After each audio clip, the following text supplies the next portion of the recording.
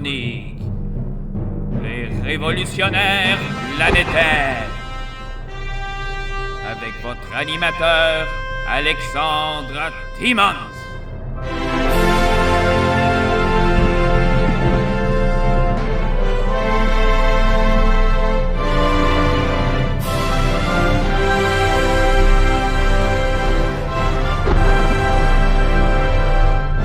On va aborder le sujet impressionnant de l'intelligence extraterrestre, parce qu'on sait bien que l'intelligence de l'humanité est très limitée. Quand on étudie l'échelle de l'évolution de l'intelligence, en partant des premiers QI de 1 point jusqu'à 20 points, 50 points, à un moment donné, on arrive à 100 points.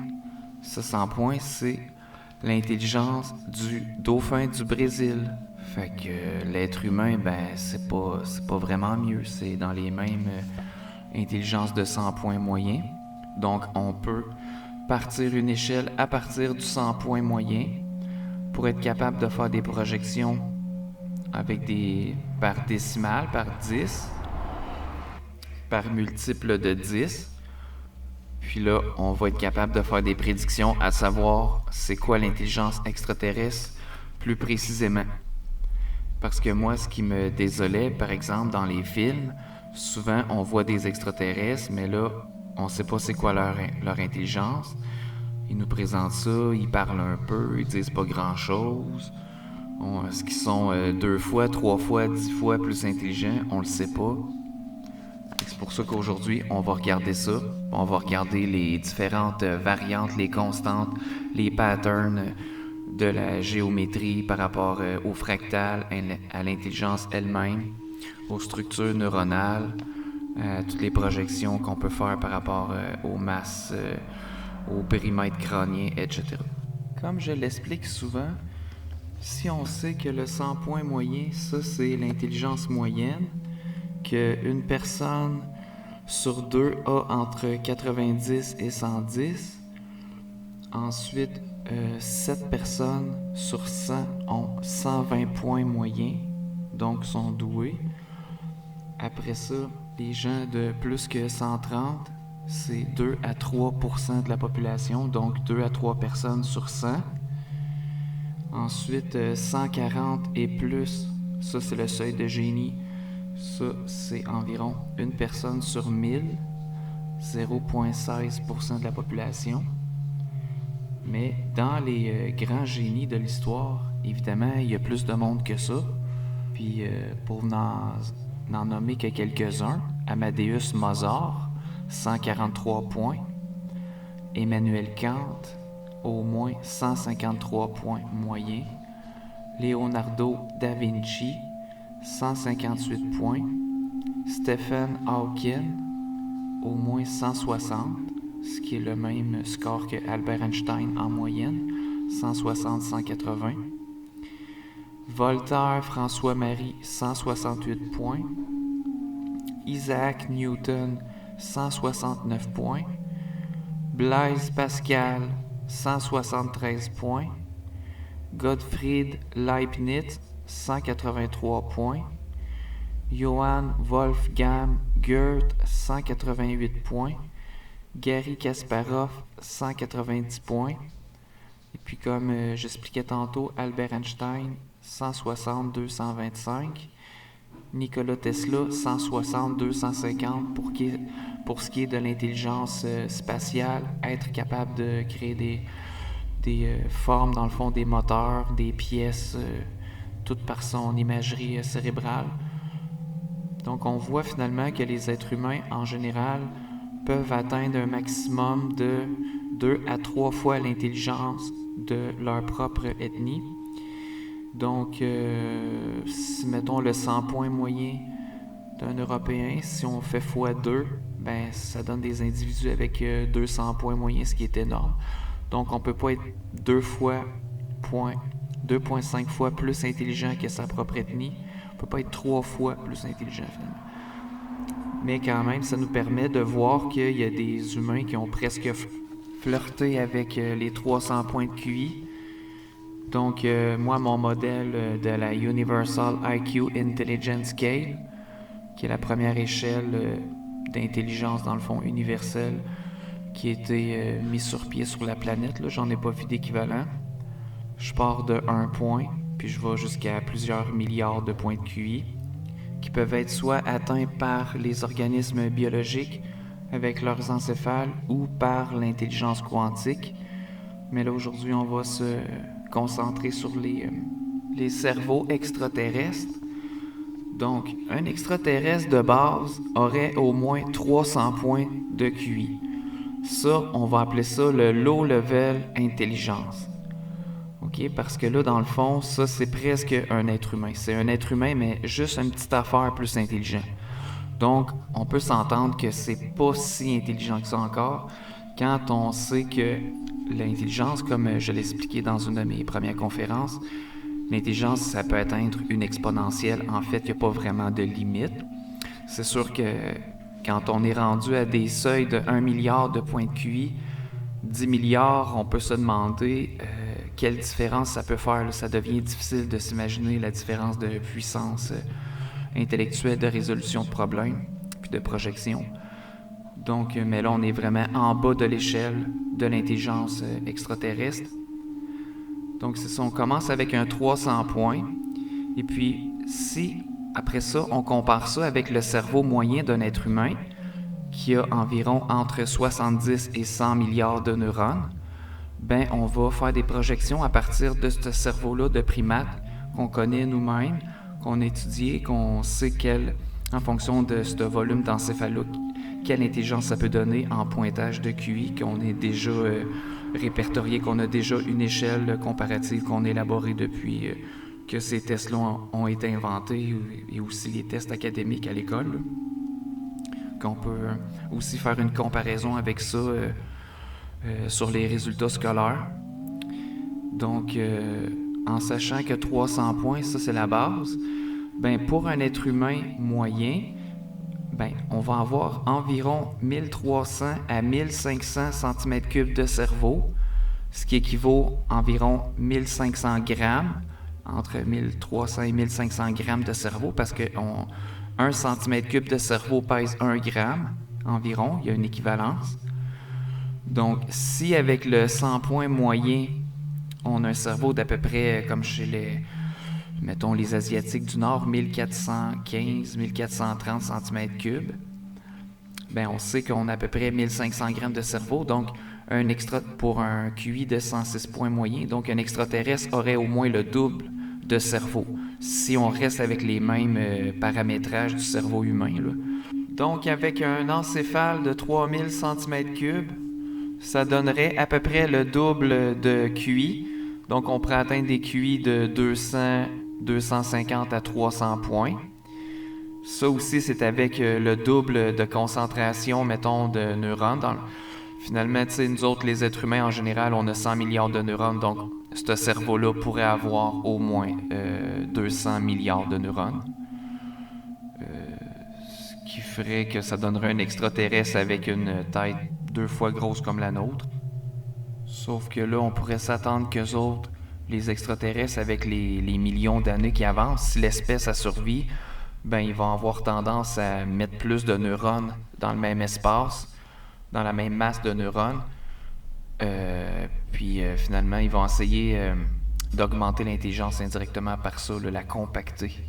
Fait que avec un cerveau de la grosseur de 2 fois la tête d'un être humain, 3000 cm3, il y aurait sûrement moyen de ne pas mettre seulement 200 milliards de neurones, mais d'en mettre 300 à 400 milliards. Redoubler encore la concentration neuronale. Puis là, évidemment, dans les créneaux importants de l'intelligence extraterrestre, il faut toujours se rappeler que un des facteurs importants à comprendre, c'est le coefficient d'encéphalisation. Ça, je le mentionne assez souvent, c'est le poids du cerveau par rapport au poids du reste du corps. Donc, dans cette configuration-là, avec un cerveau de 3000 cm3, les meilleurs pointages de QI vont être atteints si l'organisme vivant, ça peut être l'être humain, là, mais pour comparer, parce que là, on est en bas de l'échelle, là. Ou sinon un extraterrestre, s'il va encore juste augmenter son intelligence sans avoir à faire d'autres modifications, il a juste à se rapetisser.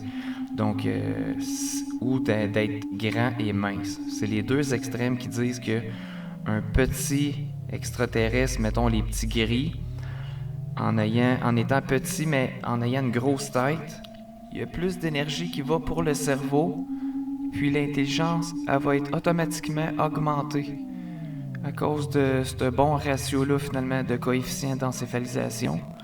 Ou sinon, quand l'extraterrestre est grand et mince, mais avec une grosse tête, un gros cerveau au bout du pic, là.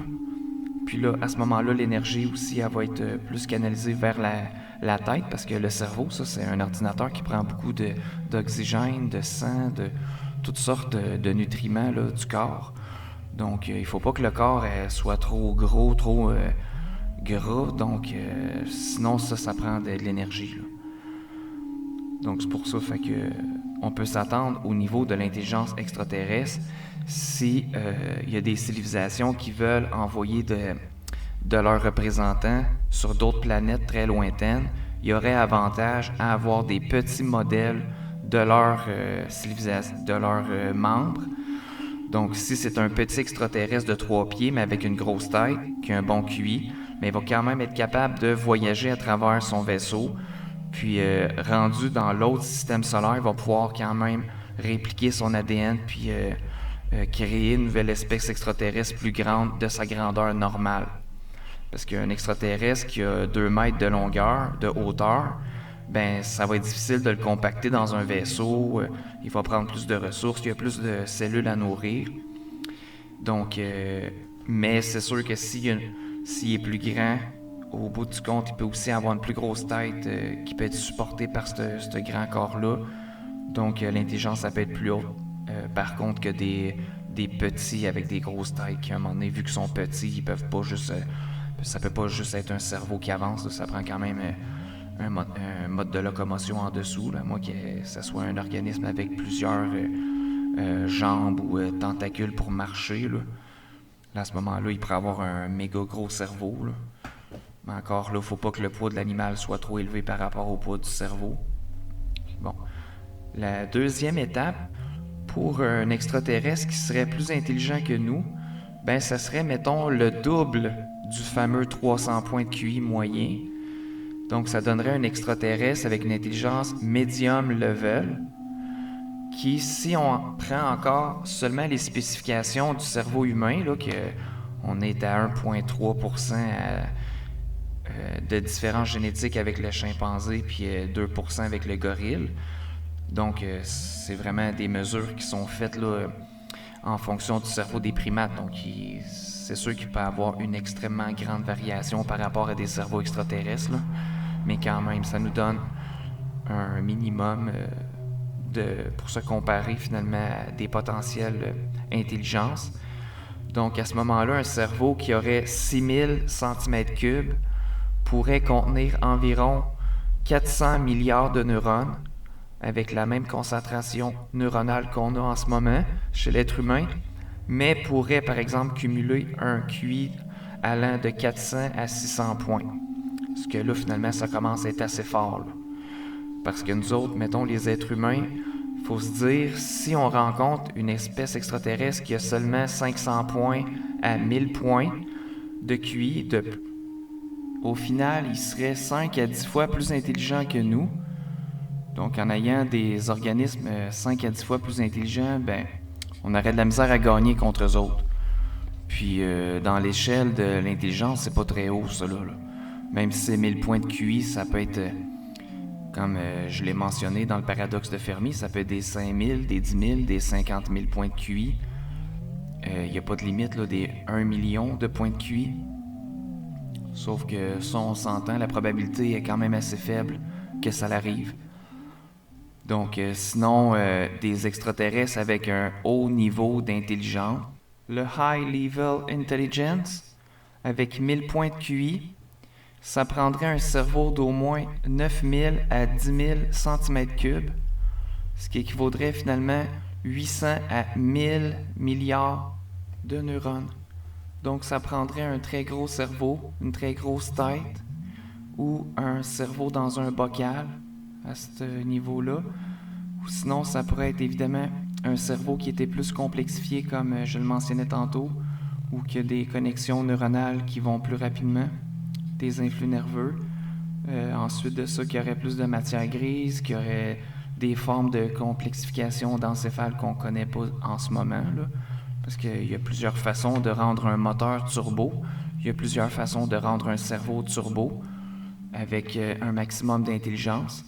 Avec 10 000 à 100 000 cm3, ben ça serait un cerveau qui pourrait aller de 1000 à 10 000 points de QI. Ça, c'est très fort, là, finalement. 10 000 points, là, on commence à être assez loin de l'être humain. Là. C'est 100 fois plus intelligent qu'un être humain. 100 fois plus intelligent qu'un dauphin du Brésil. Donc, 100 fois capable de nous battre en toutes nos stratégies, que ce soit les stratégies d'armement, de fabrication d'armes, de munitions, de toutes sortes de fusils au laser, etc., des technologies qu'on peut même pas s'imaginer pour l'instant.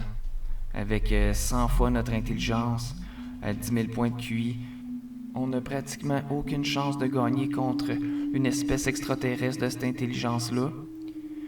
Ça prendrait au moins 10 000 à 100 000 milliards de neurones. À ce moment-là, on parle d'un cerveau qui est assez gros, là, ou qui a une densité neuronale extrêmement élevée. Ça pourrait être un genre de gros dinosaure, mais au lieu d'avoir un cerveau gros comme une noisette, à l'époque là, des temps préhistoriques, c'est ça qu'il y avait les dinosaures, vu que c'était des reptiles, c'est une branche des reptiles, puis eux autres, les cerveaux n'étaient pas très optimisés, là. C'était des petits cerveaux reptiliens. Donc, un cerveau extraterrestre qui serait géant, mais monté sur un corps de dinosaure comme ça, d'une créature de 5 mètres, 10 mètres et plus. Mais à ce moment-là, après avoir un immense encéphale qui pourrait concentrer une super puissance en intelligence, là.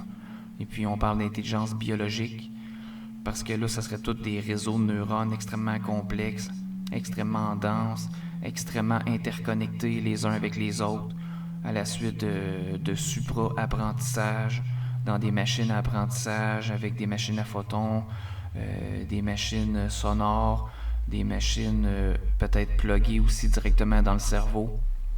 Donc, ces gros cerveaux-là, de ces êtres géants-là, avec des cerveaux géants, dans le fond, pourraient coloniser les planètes sans trop de problèmes. Parce qu'ils seraient tellement gros, tellement géants, tellement immenses, des genres de King Kong ou de Godzilla hyper doués, eh bien là, il n'y a pas grands animaux qui pourraient s'opposer à eux autres, finalement. Parce qu'ils seraient pas juste gigantesques, ils seraient extrêmement intelligents. On peut s'imaginer un Tyrannosaurus Rex avec 10 000 points de QI, puis extrêmement armé, avec toutes sortes de stratégies militaires. Il n'y a pas grands animaux là, qui pourraient, dans le fond, réussir à gagner peut-être contre certains individus, là, nous autres avec des tanks ou différentes technologies, des missiles téléguidés, mais des lasers, des armes à micro-ondes, mais sinon, là, ces extraterrestres-là géants avec des super cerveaux, eux autres avec seraient extrêmement organisés, puis ils auraient des armes beaucoup plus puissantes que les nôtres, puis ils nous verraient venir de vraiment loin, pour tout préparer nos stratégies. Donc peut-être qu'on n'aurait même pas le temps de les voir, là, puis ils nous auraient déjà ciblés avec des appareils de détection à distance. Donc se battre contre des 1000, 5000 à 10 000 points, déjà l'être humain avec des bébites 50 à 100 fois plus intelligents que nous autres, c'est sûr que là on rivalise pas 5 secondes. C'est pour ça que nous autres, les êtres humains, avec les futures décennies, les futures centaines d'années qui arrivent, ben c'est un peu intéressant de penser à augmenter un petit peu notre intelligence, en sachant qu'à un moment donné, on va peut-être se confronter à des grosses créatures comme ça, là. Que là, ils vont faire rien qu'une bouchée des primates, là. Puis, comme j'aime à le répéter, dans l'univers, ou dans la nature en général, sur les planètes, la plus grande insulte qu'un organisme vivant peut se faire, c'est de se faire manger par une autre créature, Mais là, quand on se fait manger par une grosse créature comme ça, qui est 50 à 100 fois plus intelligente que nous, ben, il faut se dire qu'elle est encore beaucoup plus consciente de qu'est-ce qu'elle fait par rapport à nous. Donc, c'est encore plus chiant là, de se faire manger par une super créature super intelligente. On peut penser qu'elle prend son pied et elle sait exactement là, c'est quelle souffrance, quelle humiliation elle nous fait subir. Il y en a qui vont dire « Ah oui, mais c'est ça, les extraterrestres, on le sait pas s'ils sont exactement dans le même substrat que nous, s'ils sont dans la même dimension, s'ils sont pas plutôt dans des dimensions parallèles, s'ils sont pas faits de substrats dont on peut pas interagir directement. » Mais c'est sûr que ces théories-là sont plausibles, sauf qu'elles sont moins probables, dans le sens qu'il y a beaucoup de chances que les extraterrestres soient exactement dans les mêmes substrats que nous, en fonction des mêmes lois de l'univers dans lesquelles on habite en ce moment, les 20 constantes cosmologiques, dans le fond, les mêmes subatomes, etc. Il y a plus de chances qu'on puisse, au contraire, interagir avec eux autres, même s'ils ont des cerveaux qui sont faits différemment, qu'ils ont des types de neurones qui sont peut-être pas complètement différents, mais sensiblement avec des anatomies qu'on reconnaîtrait pas nécessairement. Ça va rester que c'est comme un équivalent d'ordinateur. Quand même qu'on a un ordinateur sur la planète Terre, on a un ordinateur dans 8 autres galaxies sur d'autres planètes, ben probablement que les matériaux des machines vont se ressembler d'une planète à l'autre. Ils seront pas exactement pareils, mais ils vont arriver au même résultat, c'est-à-dire une machine qui est capable d'effectuer des calculs avec soit au début des calculs mono, binaires, etc., des calculs quantiques. C'est les mêmes règles quantiques qui s'appliquent à l'échelle de l'univers. Donc les ordinateurs quantiques sont probablement dans les meilleurs ordinateurs possibles qu'on puisse obtenir. Donc c'est parce qu'à un moment donné, il y a une limitation de la matière, de certains déterminismes qui est très difficile de s'affranchir, même au niveau des composantes électroniques et informatiques. Ben, c'est la même chose pour les cerveaux. À un moment donné, les cerveaux, ça va rester des encéphales avec des neurones types, des unités de communication, de centralisation de l'information, des nodules, des glandes qui vont finir par équivaloir un cerveau, mais sur plusieurs petits cerveaux, un peu comme la pieuvre, avec 8 cerveaux, des cerveaux dans les tentacules ou des cerveaux dans les bras, etc. Ça va équivaloir quand même un système intelligent, biologique. Et puis que les cerveaux soient verts, soient mauves, ça n'a pas d'influence. Les encéphales vont s'équivaloir au niveau des capacités de résolution de problèmes. Donc, à la même table, en réalisant des tests de quotient intellectuel de niveau intergalactique, ben, les animaux qui ont le même QI, peu importe la composition de leur cerveau, le nombre de neurones, la grosseur de l'encéphale qui, oui, va jouer un rôle là, sur les moyennes, mais en général, les cerveaux vont pouvoir s'inter-équilibrer puis s'équivaloir, et puis on va être capable d'évaluer leur intelligence sur l'échelle universelle des quotients intellectuels, de 1 point jusqu'à 1 milliard et plus, comme je le mentionne en ce moment. Donc, l'étape d'après, on sort des cerveaux standards, où est-ce que là, finalement, ça peut être des cerveaux vraiment plus gros, qui ne doivent pas être nécessairement supportés par un organisme vivant qui va le transporter par sa méthode de locomotion spécifique. Évidemment, ça peut être toutes sortes d'affaires. Un extraterrestre peut être aussi rampant au sol. L'extraterrestre peut voler. À l'exemple de ptérodactyle qui serait intelligent, ben c'est ça. À partir d'un certain volume de cerveau, il n'y a pas vraiment de créature qui peut supporter ce cerveau-là. Donc, on va regarder les 2 principaux cerveaux qui peuvent être créés à partir de neurones, finalement. Que ce soit des neurones de notre propre espèce biologique ou de neurones, ça pourrait être fait à partir de neurones de cerveau de souris. Si on les fait croître exponentiellement, à un moment donné, on peut atteindre une certaine masse de cerveau, qui donnerait, par exemple, un cerveau qu'on va appeler dans un bocal ou un cerveau planétaire. Puis le cerveau dans un bocal, lui, au début, les cellules, ils ne seront pas très nombreuses. À un moment donné, ils deviennent des centaines de milliards. Et puis, le cerveau, même s'il est dans un bocal ou s'il est dans une pièce ou il est confiné dans une certaine région d'espace-temps, il peut, s'il y a une bonne organisation neuronale de complexification de la matière, complexification des interconnexions, à ce moment-là, l'intelligence, la conscience, elle va émerger de ce cerveau-là en tant que tel. Peu importe, même s'il est dans un gros bocal avec du liquide physiologique à l'intérieur, ça ne changera pas. Ça va donner une interface intelligente qu'on pourrait y poser des questions éventuellement. Donc ça, c'est la catégorie Extreme Level Intelligence qui peut donner des QI de plus de 10 000 points à 1 million de points. Et puis dans ces cerveaux-là, il y aurait au moins plus de 1000 milliards de neurones. Et puis au niveau des volumes crâniens, il y aurait au moins 1000 milliards à 100 000 milliards de centimètres cubes de cerveau, ce qui fait en sorte que ça donne des encéphales extrêmement volumineux. Là, c'est sûr qu'au niveau d'un cerveau dans un bocal, à un moment donné, s'il y a un cerveau qui prend la place d'un édifice au complet, c'est pas mal dans les plus gros cerveaux qu'on peut obtenir, qui seraient limités dans un volume, dans une certaine zone avec des matériaux autour. Là, on ne peut pas dépasser ça. Si on veut avoir un cerveau plus gros, là, il faut aller au niveau d'un cerveau que moi j'appelle planétaire.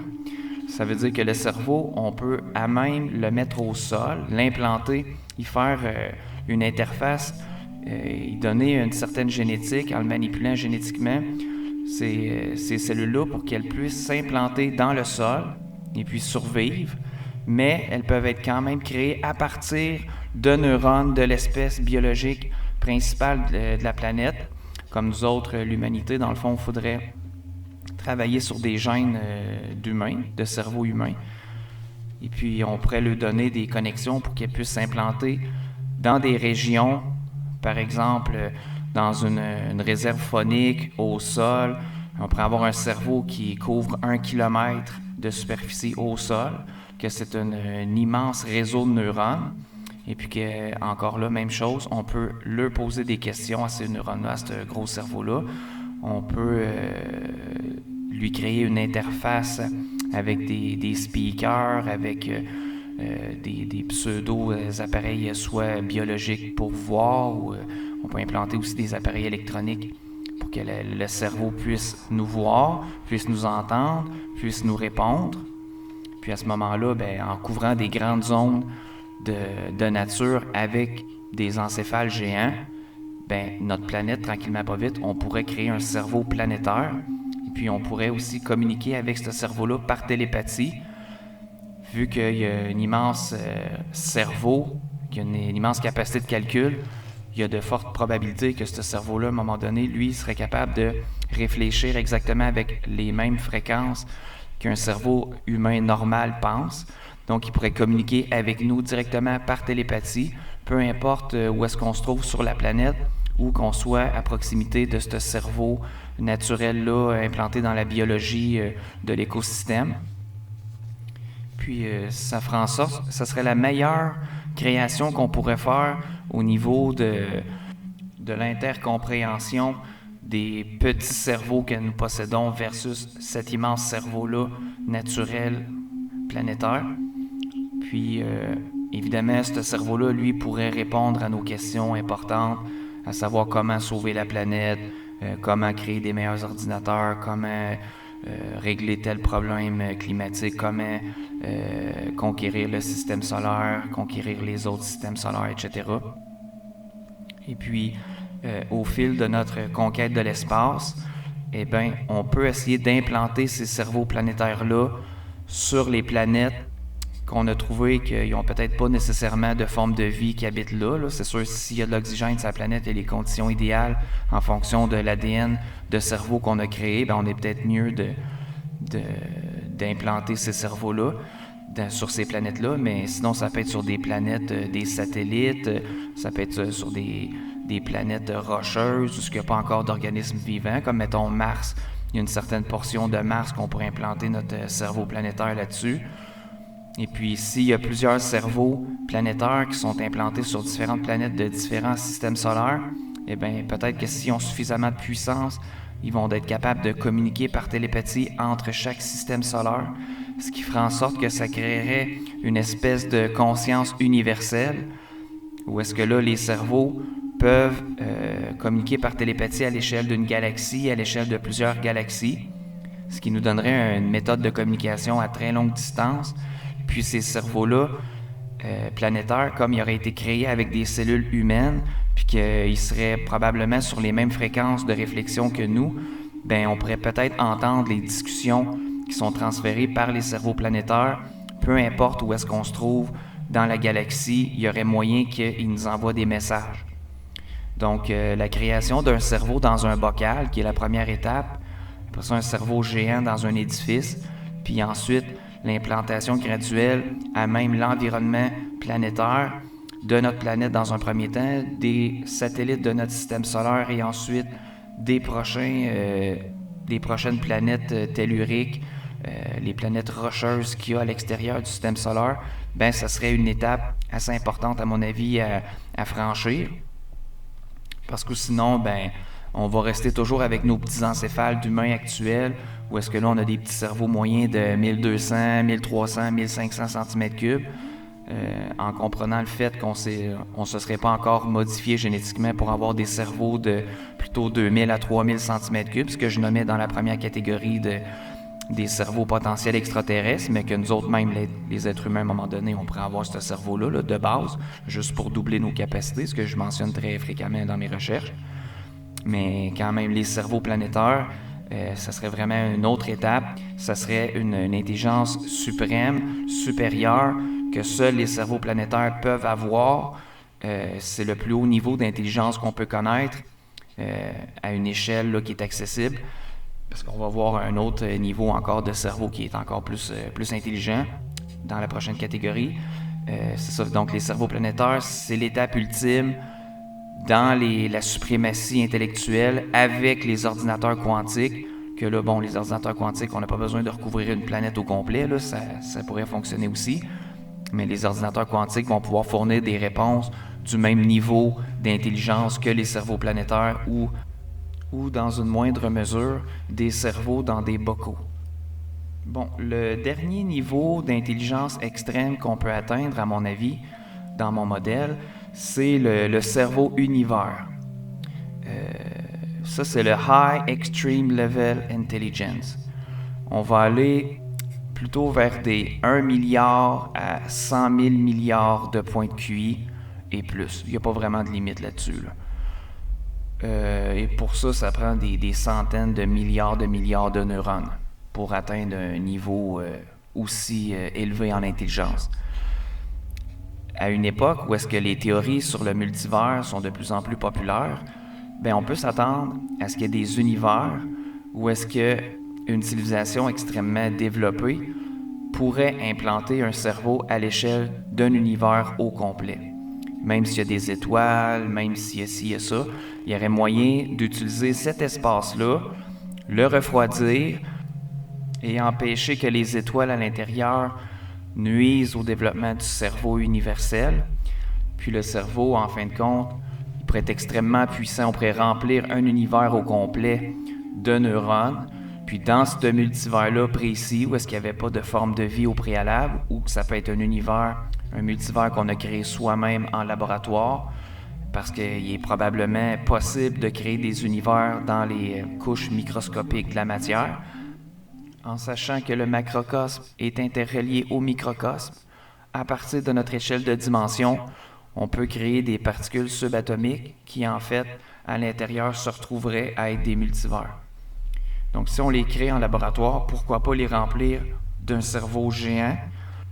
Parce qu'à cette échelle de dimension-là, s'il n'y a personne à l'intérieur de l'univers, ben pourquoi pas le remplir de neurones? Pourquoi pas décider de s'en servir comme système de calcul où est-ce que là, en ayant rempli un univers d'un immense cerveau, mais on va pouvoir encore là poser des questions à ce cerveau-là, essayer de savoir comment devenir plus puissant, comment coloniser le multivers, en fait. Là, on est rendu à cette étape-là. Là. C'est plus seulement conquérir un univers en soi comme notre univers observable. C'est vraiment aller chercher d'autres multivers, comment passer à travers les trous noirs, etc. Donc, le cerveau univers, c'est le plus gros cerveau qu'on peut atteindre dans les limites là, de la matière en tant que telle. Parce que la matière, à un moment donné, elle ne permet pas un plus grand espace qu'un univers. Par contre, il faudrait être certain qu'il n'y ait aucune autre civilisation extraterrestre puisse accéder à notre cerveau univers dans un multivers précis, parce qu'à ce moment-là, il pourrait espionner les questions qu'on pose à ce cerveau-là, pourrait finalement prendre le contrôle de notre cerveau multivers, et puis évidemment s'en servir contre nous, aller prélever des neurones, comprendre notre intelligence, comprendre comment nous détruire. Mais là, évidemment, on parle de discussions extrêmement fictives, dans le sens que peu de civilisations sont en mesure de créer des cerveaux univers. Et puis, il y a une loi universelle qu'on peut définir pour l'accroissement de l'intelligence, le Universal Ratio de l'intelligence, ce qui est en fait un mélange entre plusieurs variables qui, habituellement réunies ensemble, vont automatiquement augmenter l'intelligence du cerveau en question, que ce soit un cerveau fait avec des neurones de lézard, des neurones de souris, des neurones de dauphin, des neurones d'êtres humains, des neurones de millions de créatures qu'on ne connaît pas qui habitent dans l'univers. Le ratio est le suivant, c'est que le volume crânien additionné de la masse de neurones divisé par la densité va donner un ratio de QI élevé ou non. Donc, quand on va jouer sur chacun de ces éléments-là, spécifiquement, un après l'autre, on va augmenter l'intelligence. Donc, si on a un gros volume crânien, ben, on va augmenter l'intelligence par défaut. Si on a une grande masse de neurones qui va occuper, évidemment, ce même volume crânien-là, et bien, automatiquement, on a une plus grande capacité de calcul. Et puis, on divise ça, ces deux facteurs-là, par la densité neuronale, en fait, ce qui est la concentration de neurones en fonction du facteur espace. Et puis, à ce moment-là, ça va nous donner un résultat d'un QI moyen, que, évidemment, plus on va avoir un gros volume crânien, que ce soit à l'échelle d'une petite noisette, que ce soit la grosseur d'un cerveau humain, que ce soit un crâne d'éléphant, que ce soit un crâne de baleine. Si on avait le cerveau du cachalot monté sur un frame d'être humain, eh bien ce gros cerveau-là, avec beaucoup de neurones, une densité neuronale par contre qui est sensiblement pareille à la nôtre, là, vu qu'on est des créatures terrestres, mais automatiquement ce cerveau-là serait plus intelligent.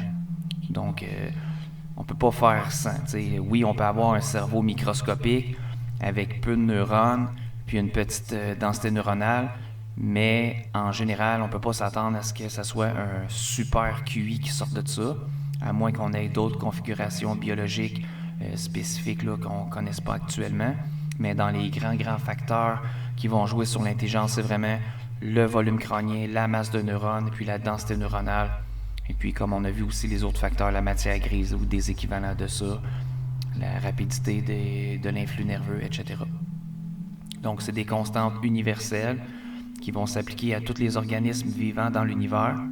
Et puis, nous autres, les êtres humains, bien, on peut se comparer à ça, modestement, évidemment, parce que tous les points de vue anthropocentriques sont les points de vue les plus réduits, en fait, là, qui sont des points de vue qu'on pourrait dire primato-centristes.